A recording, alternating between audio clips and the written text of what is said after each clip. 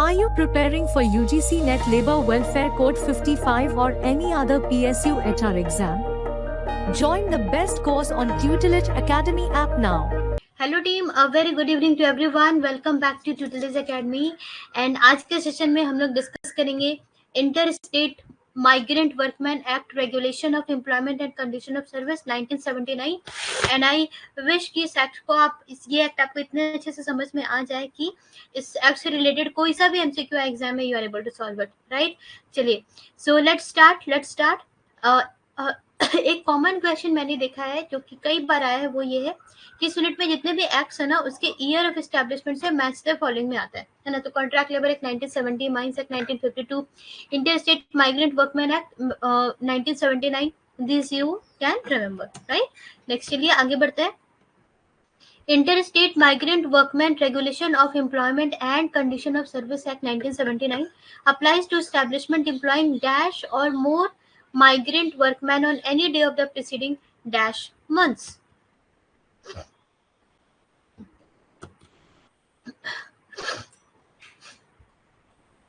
कोई भी इस्टेब्लिशमेंट है, ठीक है, जिसने इंटर स्टेट माइग्रेंट वर्कमैन है ना, किसी दूसरे स्टेट से जिन्होंने जिस वर्कर ने माइग्रेट किया है उस वर्कमैन को एम्प्लॉय किया है, तो अगर उन्होंने 5 इंटर स्टेट वर्कमैन को एम्प्लॉय किया है for more than on any day of the preceding 12 months, तो inter state migrant workman act applicable होगा, ठीक है। 5 में भी हमने कॉन्ट्रैक्ट लेबर एक्ट में पढ़ा था 20 होने चाहिए मिनिमम, लेकिन इंटर स्टेट माइग्रेंट वर्कमैन भी यहाँ ये लोग क्या होते हैं, कॉन्ट्रैक्चुअल वर्कर ही होते हैं। तो कॉन्ट्रैक्चुअल वर्कर है लेकिन वो इंटर स्टेट है, इसलिए मिनिमम 5 ही होगा यहाँ पर एप्लीकेबल, ठीक है, minimum 5। Yes,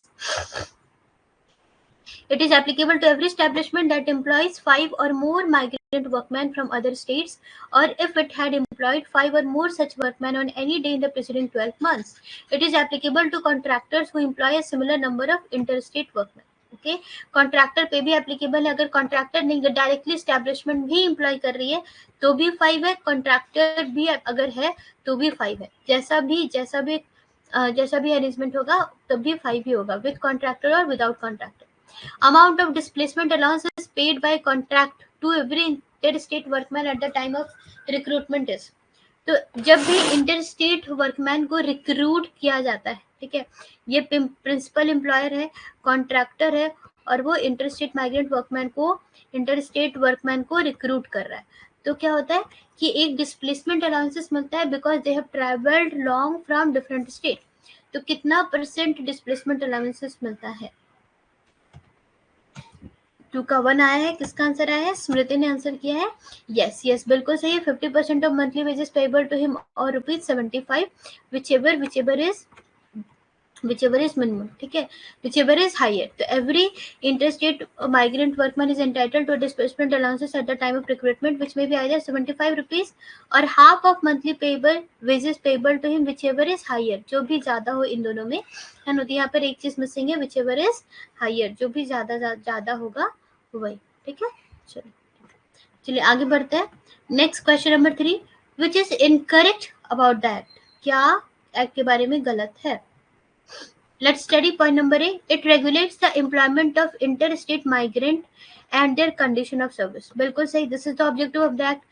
The principal employer is prohibited from employing interstate workmen without a certificate of registration from the relevant authority.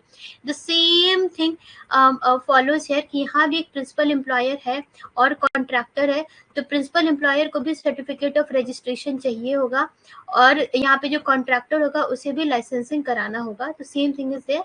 Every contractor who recruits workmen from one state for deployment in another state should obtain a license to do so. This is also correct.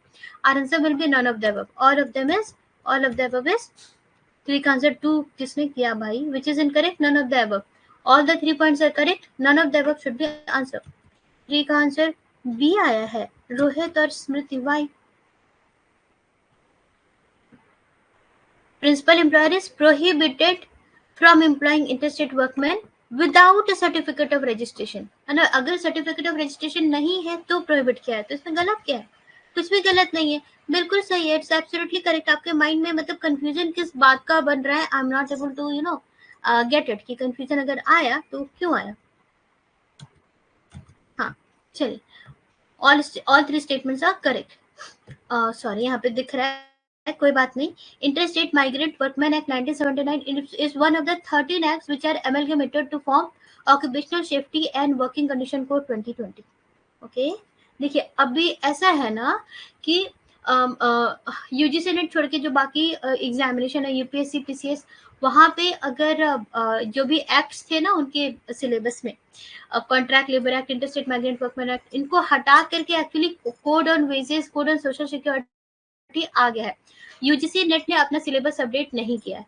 तो we as teachers we were supposing कि UGC NET जो है ना वो जून 2024 में अपना syllabus update करेगी और ये सारे एक्ट्स को हटा करके कोड्स को इम्प्लीमेंट करेगी, बट अभी तक हुआ ही नहीं ऐसा.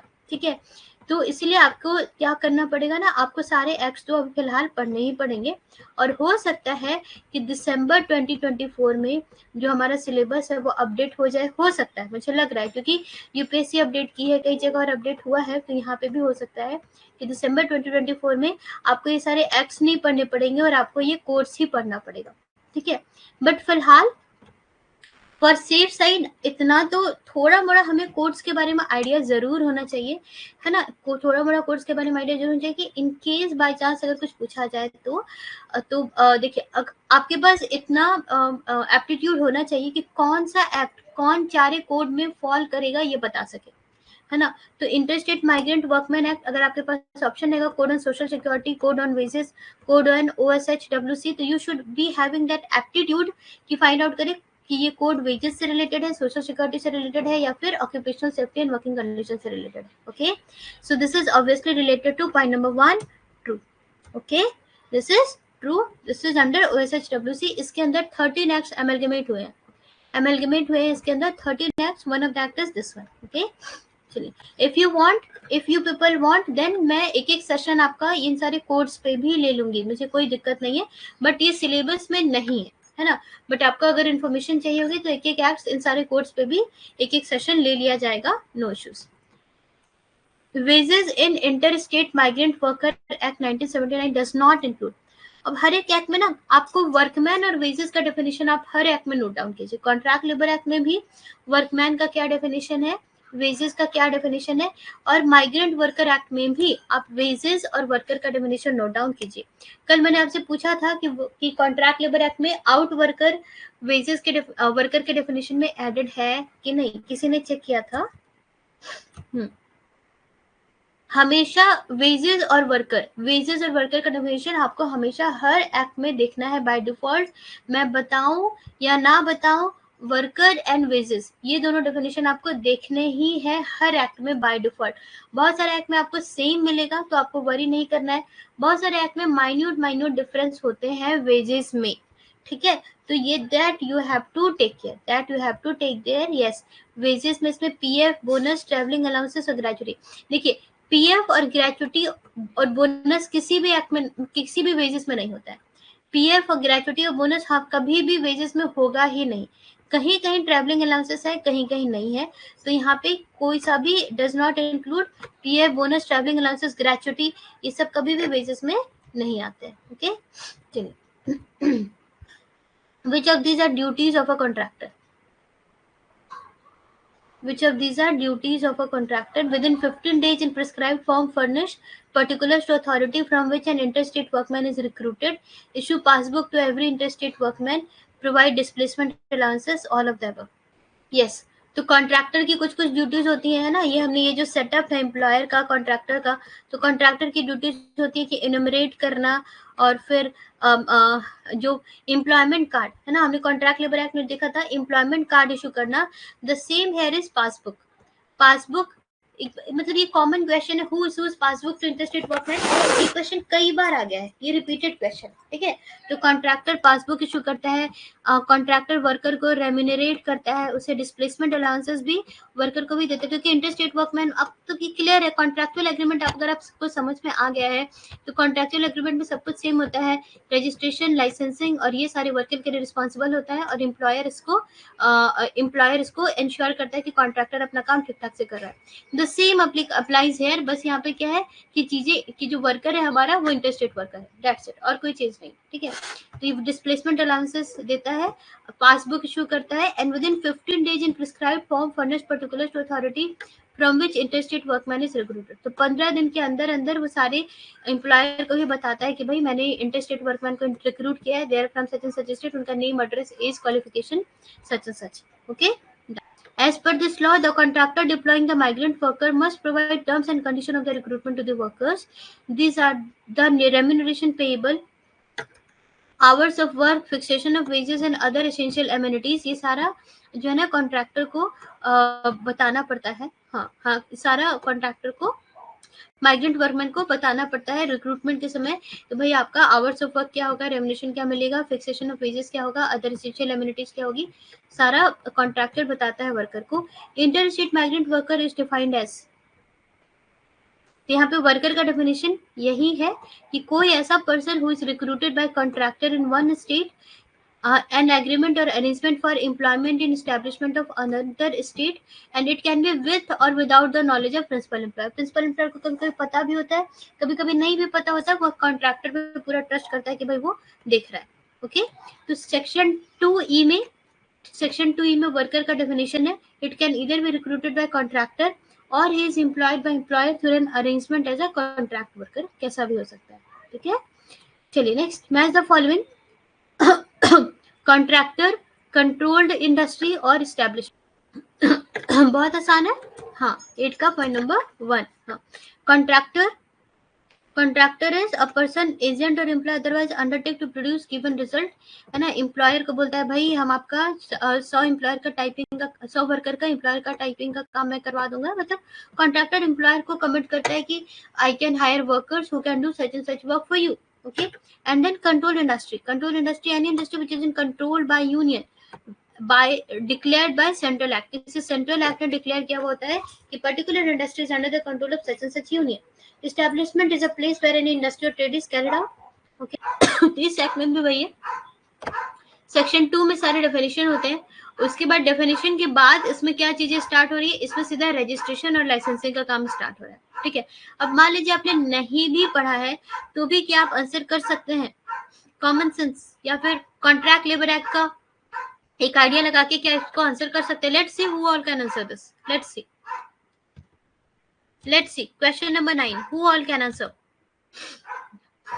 जिन लोगों ने कल का सेशन अटेंड किया होगा वहां से कुछ इनपुट्स लेकर के, वहां से कुछ लर्निंग्स लेकर के, क्या आप उस लर्निंग को यहाँ पे अप्लाई करके बता सकते हैं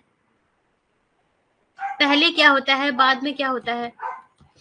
You have to answer question number 9 for all those who have attended yesterday's session. They have to apply their knowledge in this question, and it's just the question of presence of mind। Exam में आपको कई सारी situation मिलेगी जहां पे आपको answer सीधा नहीं पता होगा, कुछ पता होगा, आइडिया नहीं लग रहा होगा। You have to play with your mind and to find out your answer।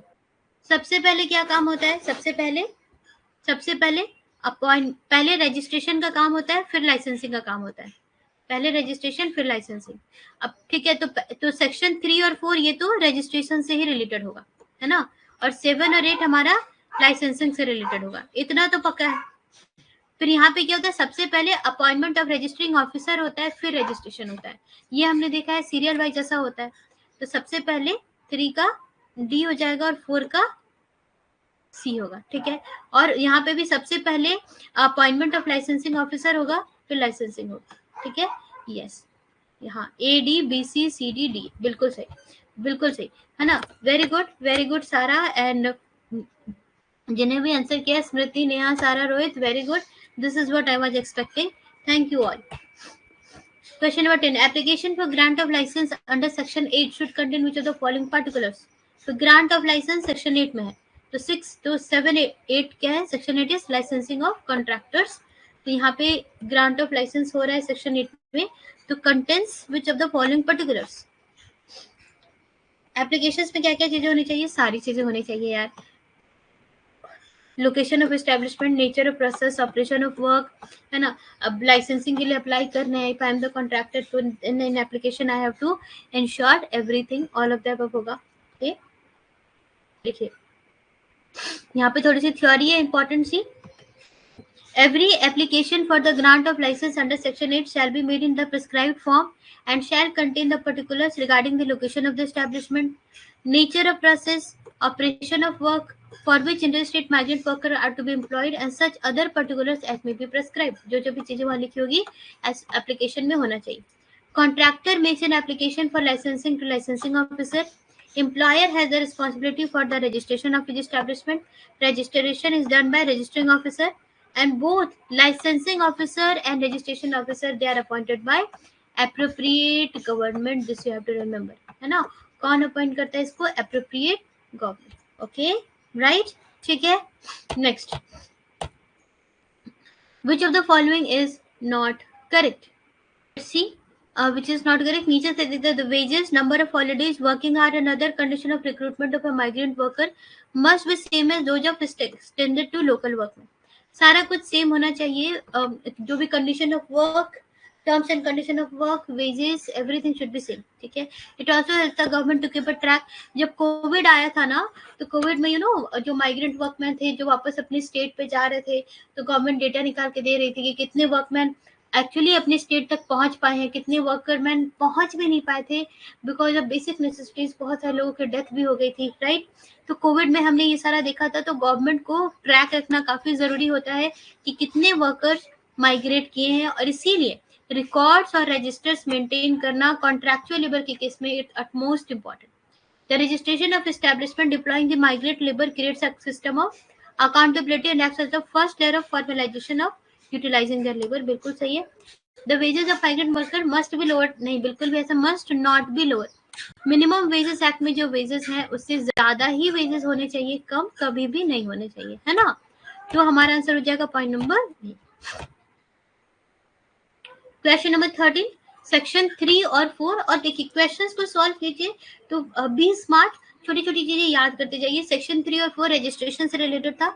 तो under section 4 every employer of an establishment makes an application to registering officer for registration, and within 1 month the process of registration should get completed. Correct. Registration of बहुत आसान है section 4 में, और registration officer के पास हमें जाना है और 1 मंथ के भीतर हमारा रजिस्ट्रेशन प्रोसेस कंप्लीट हो जाएगा. We should be able to get certificate of registration within 1 month. Correct. If registering officer does not respond within 1 month, in the next 15 days, he will have to issue certification of registration by default.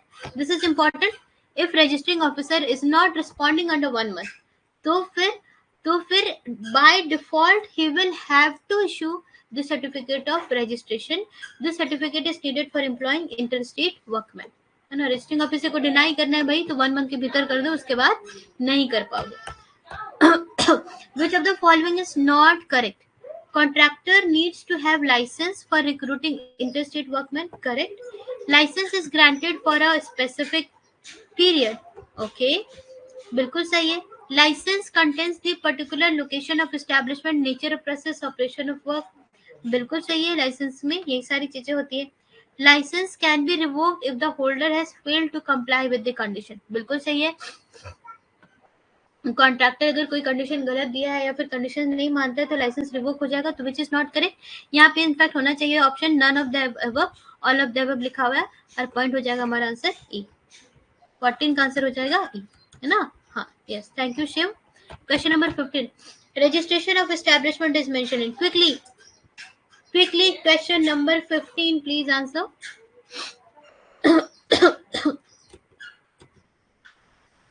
Question number 15. Registration of establishment is mentioned in which section? 1, 2, 3 तीनों answer आ रहे हैं. नहीं भाई, देखिए अभी हमने match the following में देखा था ना कि रजिस्ट्रेशन ऑफ एस्टैब्लिशमेंट से रिलेटेड है सेक्शन 3 और 4. ठीक है. सेक्शन 2 हमारा प्रीलिमिनरी होगा जिसमें डेफिनेशंस होंगे.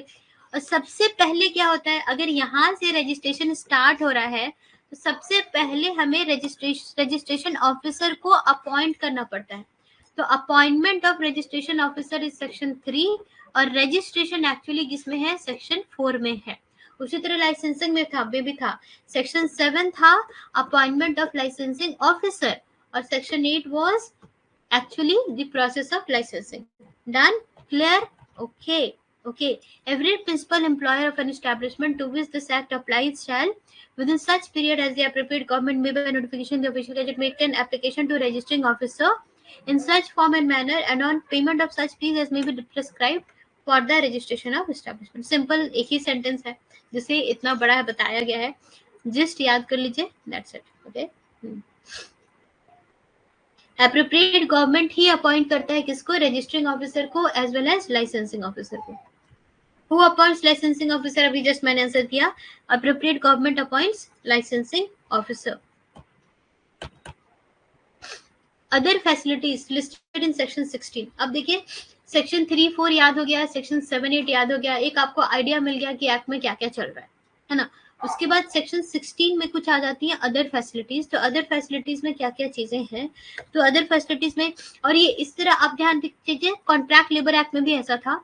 सेक्शन 16 to 20 कुछ वेलफेयर एंड अदर फैसिलिटीज की बात हो रही थी, जिसमें कैंटीन, फर्स्ट एड और ये कि regular and duly payment of wages, ये सब कुछ था. तो उसी तरह से इसमें है regular payment of wages, equal pay for equal work irrespective of sex, suitable residential accommodation. Okay, तो हमारा आंसर हो जाएगा ऑल ऑफ द अबव. देखिए सेक्शन 16 यहाँ पर है अदर फैसिलिटीज.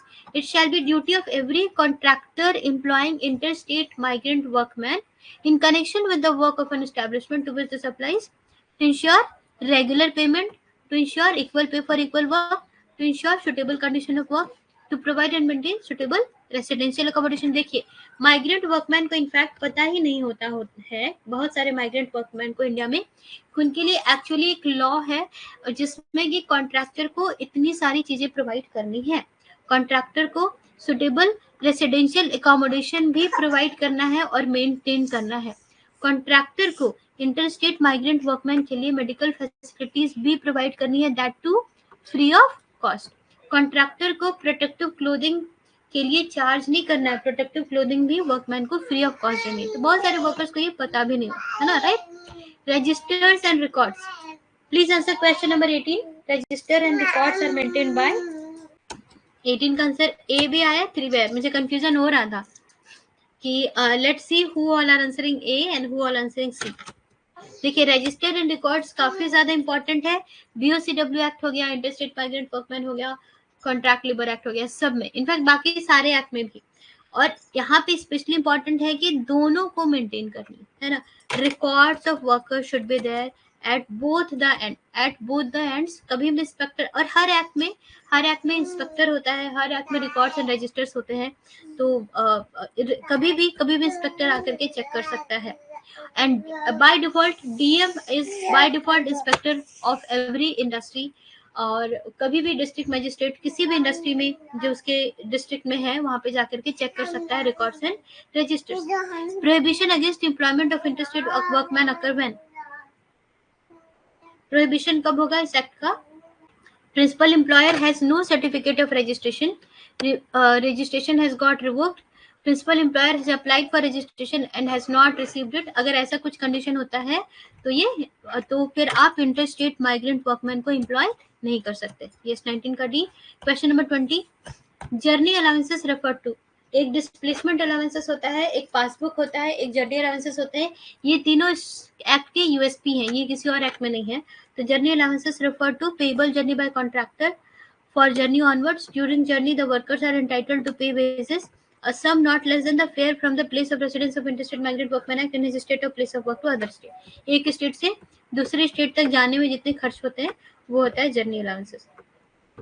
ठीक है, पॉइंट नंबर सी आंसर होना चाहिए. a sum not less than fare, है ना, जितना भी फेयर लगता होगा एक जगह से दूसरी जगह तक जाने में, और वर्कर का अपने घर से इंडस्ट्री तक जाने में, वो फेयर से ज्यादा ही होना चाहिए, कम नहीं होना चाहिए. जर्नी अलाउंसेस, जर्नी अलाउंसेस कौन पे करता है, contractor, principal employer, licensing officer, none. Journey allowances कौन पे करता है, contractor. Let's see, yes, worker का जो भी काम है वो डायरेक्टली कॉन्ट्रैक्टर ही डील करता है। जर्नी अलाउंसेस हो, डिस्प्लेसमेंट अलाउंसेस हो, पासबुक हो, सब कुछ कॉन्ट्रैक्टर ही डील करता है। एम्प्लॉयर को बस इंश्योर करना है कि कॉन्ट्रैक्टर अपना काम ठीक ठाक से कर रहा है। Journey allowance of sum not less than the fare from the place of residence of interstate workman in his state to the place of work in other state shall be payable by the contractor to the workman both for the outward and return journey, जाने के लिए भी और आने के लिए भी दोनों का पैसा कॉन्ट्रैक्टर देगा। and such workman shall be entitled to payment of wages during the period of such journeys if he were on duty। बिल्कुल सही। देखिए, अगर वर्कर जा रहा है, मान लीजिए 10 दिनों के लिए, 12 दिनों के लिए, 15 दिनों के लिए, और उसे जर्नी अलाउंसेस मिल रही है, तो उसे जर्नी अलाउंसेस मिल रही है to go from place A to B and to return from B to A. तो जिस पीरियड में जर्नी अलाउंसेस मिलती है उस पीरियड में वर्कर को वेजेस भी मिलने हैं, है ना। यहाँ पे ये लीव विथ वेजेस होगा। This will be leave with wages to workers if workers are getting journey allowances for that period of time they will be getting the wages as if they were on duty, है ना।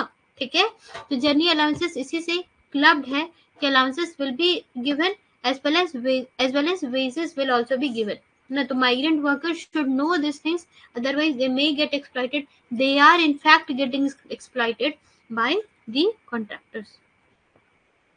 interstate workmen are entitled with right to lodge complaint with the authorities within 3 months of any incident। बिल्कुल सही है।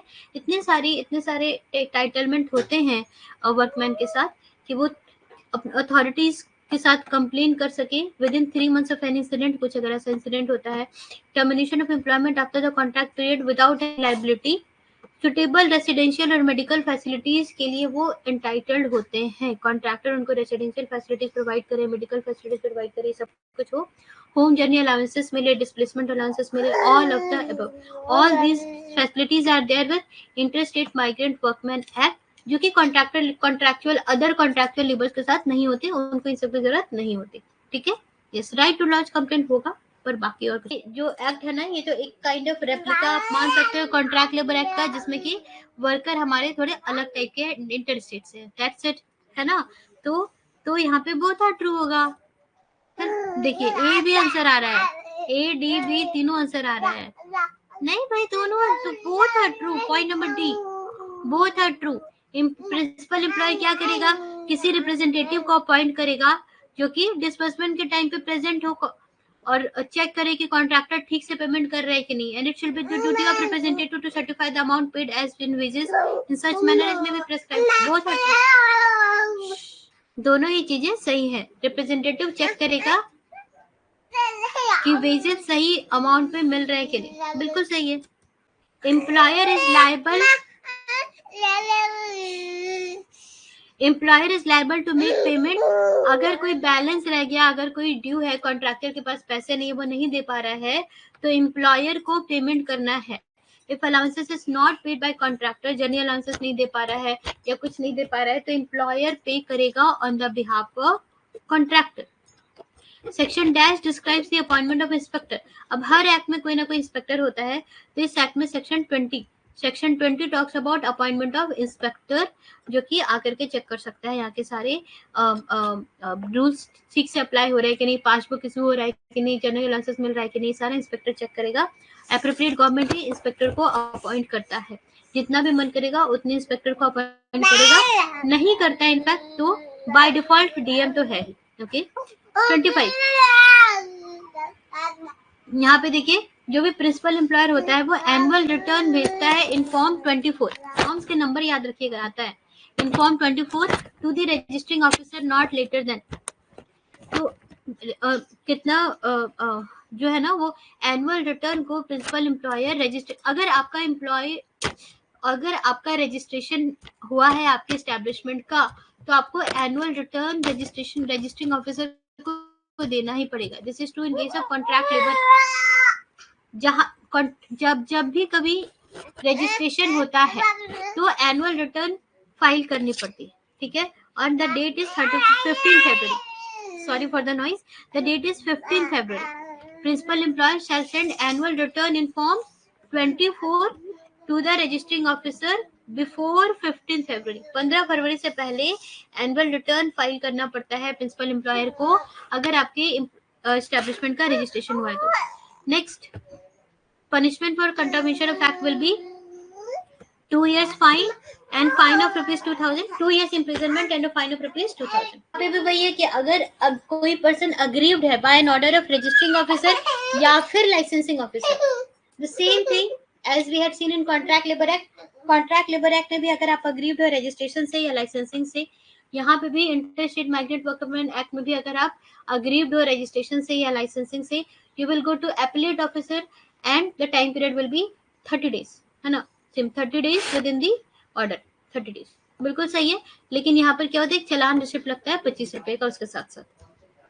27 का answer हो जाएगा ए। बहुत आसान है, बहुत सिमिलर है ये एक्ट, कॉन्ट्रैक्ट लेबर एक्ट से बहुत सिमिलर है ना। इसमें भी सेम वही रजिस्टरिंग ऑफिसर के पास जा रहे हैं, सॉरी एपीलेट ऑफिसर के पास जा रहे हैं, कोई भी जा सकता है, वर्कर, ट्रेड यूनियन या एम्प्लॉई या एम्प्लॉयर, जिसे जो कोई भी अगर अग्रीव्ड है पर्सन, मतलब यहाँ पे कोई भी एम्प्लॉयर भी, वर्कर भी, कॉन्ट्रैक्टर भी, कोई भी जाएगा एपीलेट ऑफिसर के पास कि सर मेरा रजिस्ट्रेशन ड्यू है, सर मेरा लाइसेंसिंग ड्यू है, या फिर सर मेरा लाइसेंसिंग या रजिस्ट्रेशन रिवोक हो गया है। एपीलेट ऑफिसर चेक करेगा within 30 days of the order. Okay, yes, 27 clear, 27 clear. Next last question है, the act applies to whole of India except Jammu and Kashmir, except Punjab, except Daman and Diu. The act applies to in fact whole of India, कहीं कहीं पर कोई act है Jammu and Kashmir में applicable नहीं है, otherwise all that's, almost all that's are applicable to whole of India, जो भी आपके सिलेबस में है। तो आंसर हो जाएगा हमारा पॉइंट नंबर है होल ऑफ इंडिया, ठीक है। चलिए, तो inter state migrant workman act में यही सारी चीजें ही इंपॉर्टेंट है। जो जो सेक्शन इंपॉर्टेंट थी मैंने बताया, सेक्शन 3, 4, 7, 8 रजिस्ट्रेशन और लाइसेंसिंग का, section 16 other facilities, section 20 inspector, that's it, I think that will do. Section 2E था, वर्कर का डेफिनेशन वो इन सेक्शन 2E। तो इतना आपको याद रखना है ना, मोटा मोटी जो इंपॉर्टेंट चीजें हैं ना उसके सेक्शंस ध्यान में रखिएगा तो ठीक रहेगा। उसके बाद फिर स्पेशल क्या क्या होता है contract labour inter state migrant workman act में, जर्नी अलाउंसेस, पासबुक और डिस्प्लेसमेंट अलाउंसेस और बाकी सारी चीजें थी जो कि मैंने बताई, ठीक है। तो I hope it would be helpful to you. और कल हम लोग स्टार्ट करेंगे BOCW एक्ट या फिर चाइल्ड लेबर एक्ट, कोई सा भी एक एक्ट स्टार्ट कर सकते हैं, आप दोनों ही पढ़ के रखिए। BOCW एक्ट आई थिंक तुरंत ही खत्म हो जाएगा क्योंकि वो भी कॉन्ट्रैक्ट लेबर एक्ट की तरह ही है, और फिर चाइल्ड लेबर एक्ट हम लोग शुरू करेंगे, या राइट। चलिए, so I'll be ending the session now. Hope you enjoyed and thank you all for your time. Yes. Are you preparing for UGC Net Labor Welfare Code 55 or any other PSU HR exam? Join the best course on Tutelage Academy app now.